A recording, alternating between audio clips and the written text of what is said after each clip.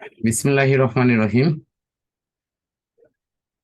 আমরা সালোক সংশ্লেষণে আলোর ভূমিকা, ক্লোরোফিলের ভূমিকা এই দুটি অংশ সহ বাহ্যিক যে বিভিন্ন নিয়ামক গুলো আছে এগুলোর উপর ইনশাআল্লাহ কিছু আলোচনা করব।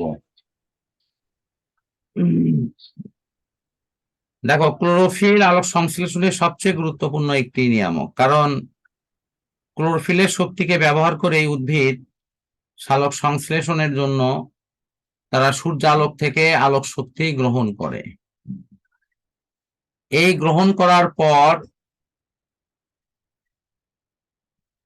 সেখানে কি হয়, পুরাতন ক্লোরোপ্লাস্ট এটা নষ্ট হয়ে যায় আর নতুন ক্লোরোপ্লাস্ট সেটা সংশ্লেষিত হয়,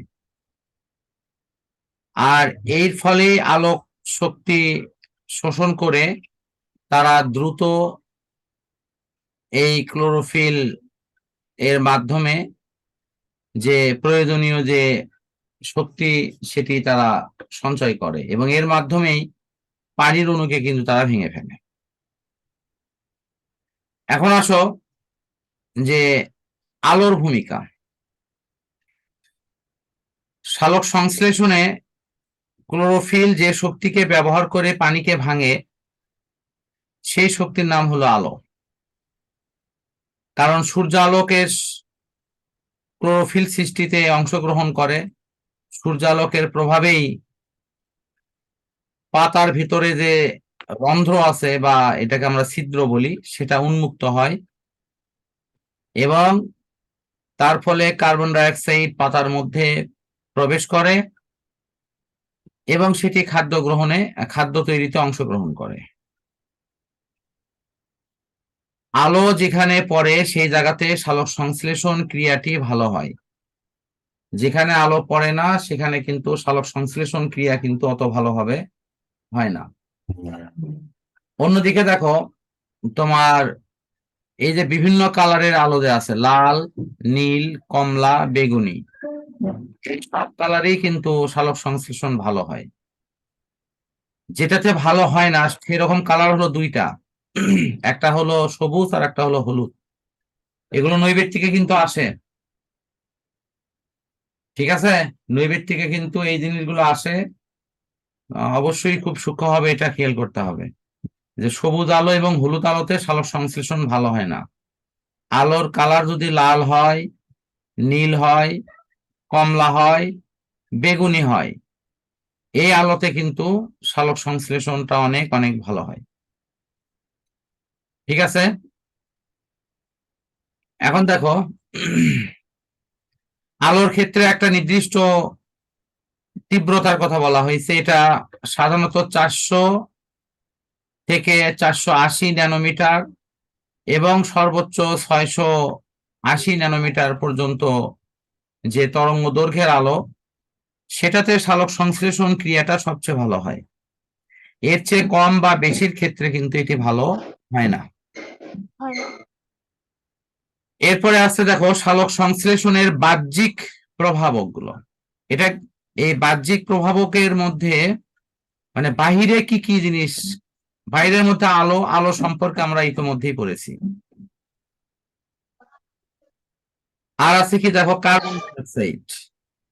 সালোক সংশ্লেষণ প্রক্রিয়ার জন্য কার্বন ডাই অক্সাইড কিন্তু দরকার, কারণ কার্বন ডাই অক্সাইড ছাড়া সালোক সংশ্লেষণ প্রক্রিয়া পারে না। এই প্রক্রিয়াতে কার্বন ডাই অক্সাইড বিজারিত হয়। বায়ুমণ্ডলে কার্বন ডাই অক্সাইডের পরিমাণ 0.03। এই 0.03 এই কথার মানে কি? এই কথার মানে হলো যে 1000 লিটার বায়ু থাকলে তার মধ্যে মাত্র 3 লিটার মানে কার্বন ডাই অক্সাইড থাকে।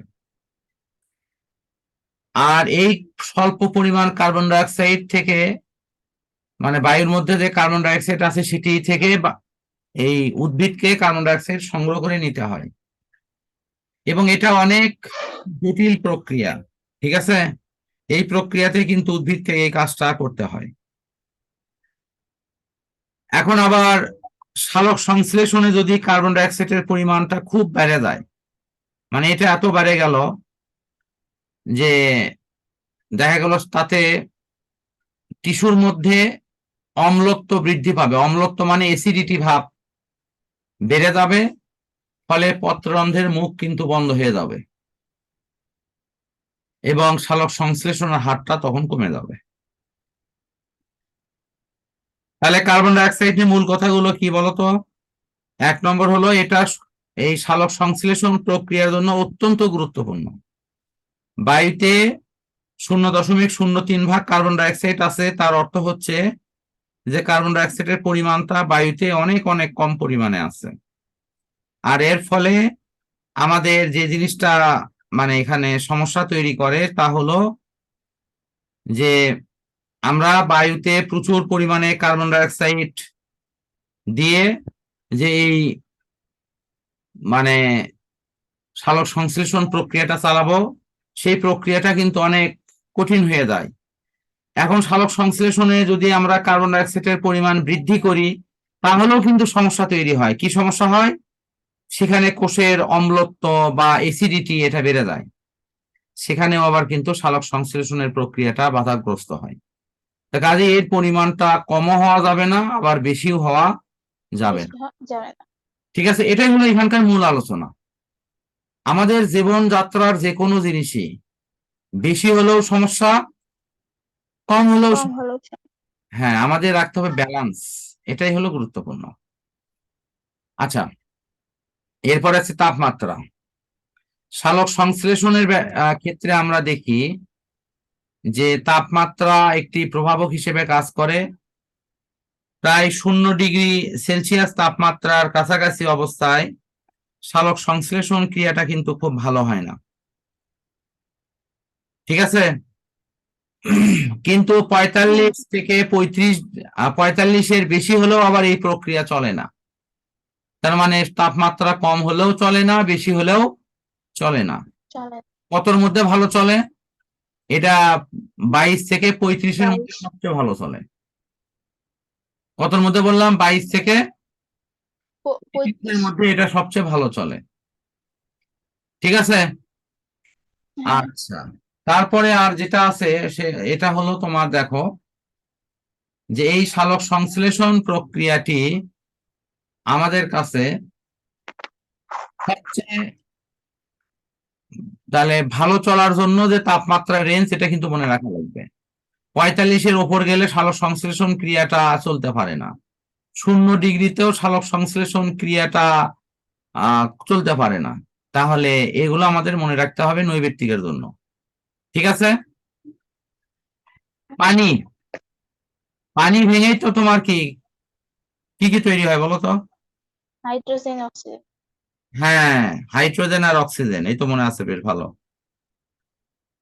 তাহলে পানি ছাড়া কি সালোক সংশ্লেষণ ক্রিয়া চলবে বলো? না, চলবে না। এখানে সেই মনে রাখা লাগবে যে আমার সালোক সংশ্লেষণ প্রক্রিয়ার জন্য অবশ্যই পানিটা দরকার, এবং পানি ছাড়া কোনো ক্রমেই সালোক সংশ্লেষণ প্রক্রিয়া ভালোভাবে চালানো সম্ভব। আচ্ছা, এরপরে তোমার আছে হলো অক্সিজেন।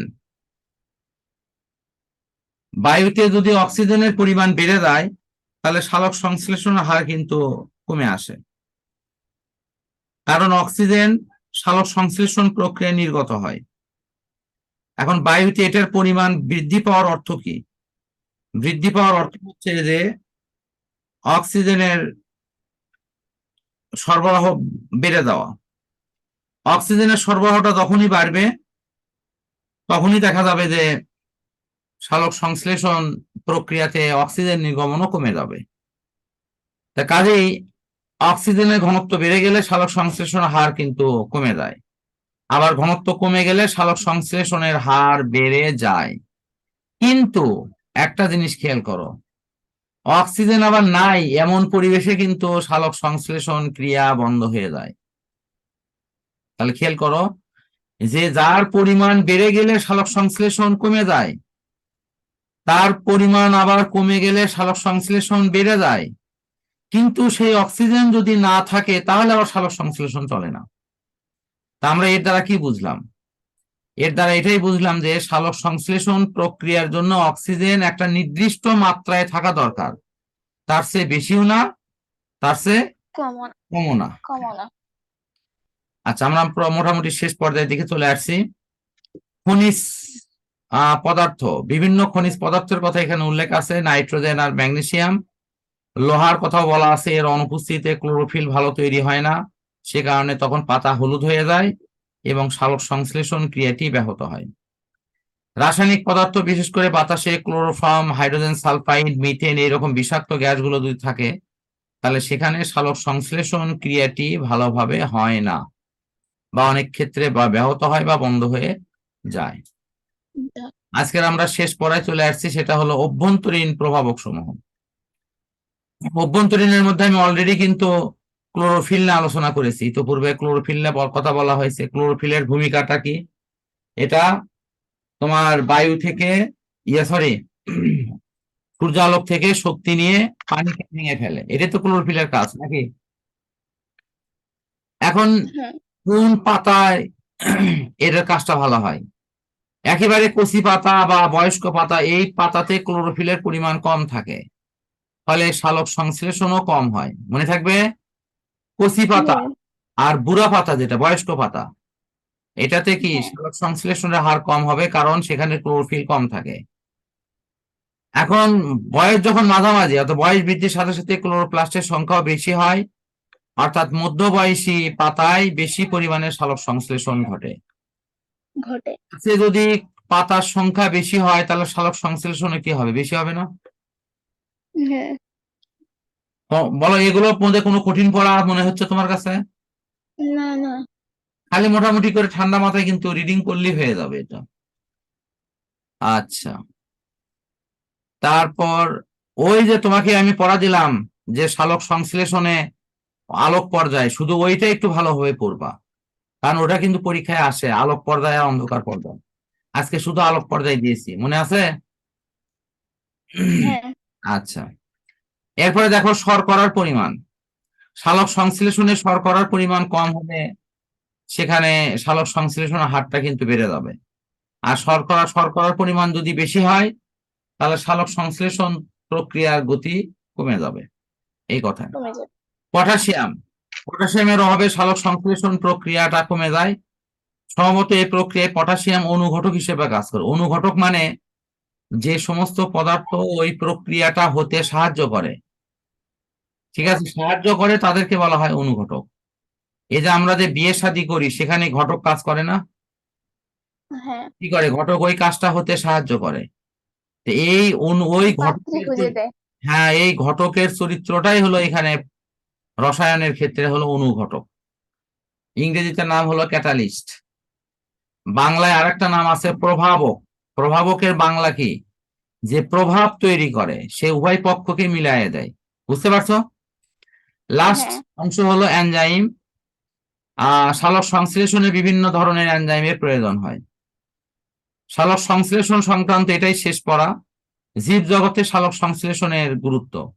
দেখো, এই গুরুত্বর অংশ তুমি নিজে রিডিং করেও এটা সব ইনশাল্লাহ শেষ করতে পারবা। আমি শুধু কয়েকটা জিনিস একটু তোমার মনোযোগ আকর্ষণ করছি। একটা হলো, আমরা যে খাবার তৈরি করি, পৃথিবীতে কি এমন কোনো প্রক্রিয়া আছে যে এই খাবার তৈরি করার জন্য সালোক সংশ্লেষণ ছাড়া আর অন্য কোনো প্রক্রিয়া আছে? আছে কি? নাই। পৃথিবীতে কি এমন কোনো প্রক্রিয়া আছে যে প্রক্রিয়ায় অক্সিজেন তৈরি হয়? হয় না। তাহলে খাবারও তৈরি হয়, অক্সিজেনও তৈরি হয় এই সূর্যালোকে, এই সালোক সংশ্লেষণ প্রক্রিয়া। আচ্ছা, সালোক সংশ্লেষণ প্রক্রিয়ায় উদ্ভিদ কি ব্যবহার করে? Carbon die oxide. কি নির্গত করে? অক্সিজেন। তাহলে কার্বন ডাই অক্সাইড কি আমাদের জন্য ভালো না খারাপ? ভালো। আমাদের জন্য ভালো। আমরা কি কার্বন ডাই অক্সাইড যেখানে আছে সেখানে বসবাস করতে পারি? না। তাহলে আমাদের জন্য যেটা খারাপ পদার্থ সেটা উদ্ভিদ শোষণ করে নিচ্ছে, আবার আমাদের জন্য যেটা ভালো পদার্থ অক্সিজেন সেটা সে ছেড়ে দিচ্ছে। তাহলে এটা কোন প্রক্রিয়ায় হয় বলো? এই এই সালোক সংশ্লেষণ প্রক্রিয়ায় না? তাহলে এই প্রক্রিয়ার মাধ্যমে আমরা খাদ্য পাচ্ছি, অক্সিজেন পাচ্ছি। এই প্রক্রিয়ার মাধ্যমে আবার আমাদের জন্য যেটা ক্ষতিকর সেই কার্বন ডাই অক্সাইড শোষিত হচ্ছে। তাহলে এটা আমাদের পরিবেশের ভারসাম্য রক্ষায় কি জরুরি না? এই যে আমরা ভাত রুটি থেকে শুরু করে বিভিন্ন খাদ্য খাই, আসলে এটা কোনো না কোনো ভাবে উদ্ভিদ থেকে আসে না? হ্যাঁ, তোমার আম্মু আজকে হয়তো অনুসন্ধান থেকে। আজকে হয়তো সকালে পরোটা তৈরি করলো, এই পরোটা কি সে কোথায় থেকে তৈরি করছে? সে গম থেকে আটা করা হচ্ছে, সে আটা থেকে পরোটা তৈরি হয়েছে, তাই হয়নি? হ্যাঁ, তার মানে ওই গম থেকে, গমটা তৈরি হলো কই থেকে? উদ্ভিদ থেকে না? হ্যাঁ, আচ্ছা, এইভাবে আমরা আমাদের দৈনন্দিন জীবনে দরকার করা যে ওষুধ, বাসস্থান, শিক্ষা, চিকিৎসা, সমস্ত সামগ্রীগুলো আমরা কিন্তু প্রত্যক্ষ বা পরোক্ষভাবে এই উদ্ভিদ থেকে পেয়ে থাকি। তাহলে এটি প্রত্যক্ষ হোক আর পরোক্ষ হোক, সকল কাজে এই উদ্ভিদের দরকার। আর উদ্ভিদ বেঁচে থাকে কি প্রক্রিয়ায়? সালোক সংশ্লেষণ প্রক্রিয়ায়। সুতরাং সালোক সংশ্লেষণের প্রক্রিয়া কি আমরা বলে শেষ করতে পারবো? না। তো আশা করি তুমি এটা বুঝতে পারছো, এবং এই অংশটা আবারও ভালো করে তুমি পড়ে দেখো। তো আজকের পর আমরা এখানেই শেষ করছি। আল্লাহ হাফেজ।